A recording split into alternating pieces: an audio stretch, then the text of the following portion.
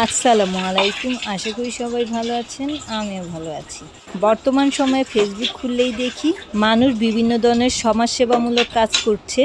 তার মধ্যে একটি হলো যেটা এখন বেশি ভাইরাল, সেটা হচ্ছে শরবত তৈরি করে পথচারীদের খাওয়াচ্ছে। এছাড়াও ঠান্ডা পানি, বিভিন্ন ধরনের কোল্ড ড্রিঙ্কস, ডাবের পানি এগুলো মানুষকে ফ্রিতে দিচ্ছে।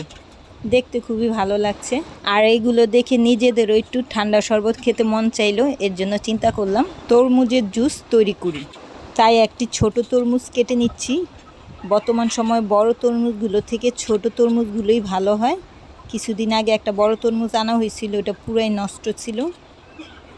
এর জন্য ছোট তরমুজগুলো এবার কিনলাম, দেখি না মোটামুটি ভালোই।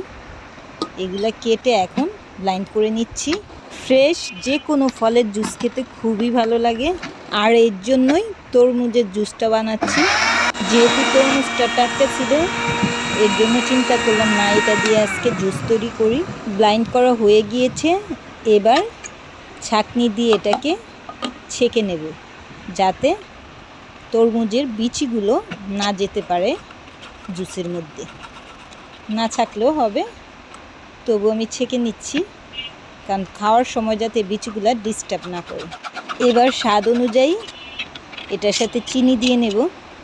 এই জুসটা বানানো খুবই ইজি, জাস্ট ব্লাইন্ড করে এটার সাথে চিনি অ্যাড করে কিছুক্ষণ নাড়াচাড়া দিয়ে চিনিটাকে জুসের সাথে মিক্সড ভালোভাবে করে নিলেই হয়ে যাবে তরমুজের জুস।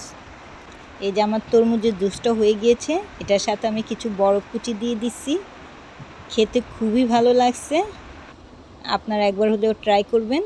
আজ এই পর্যন্তই, ধন্যবাদ সবাইকে, আল্লাহ হাফেজ।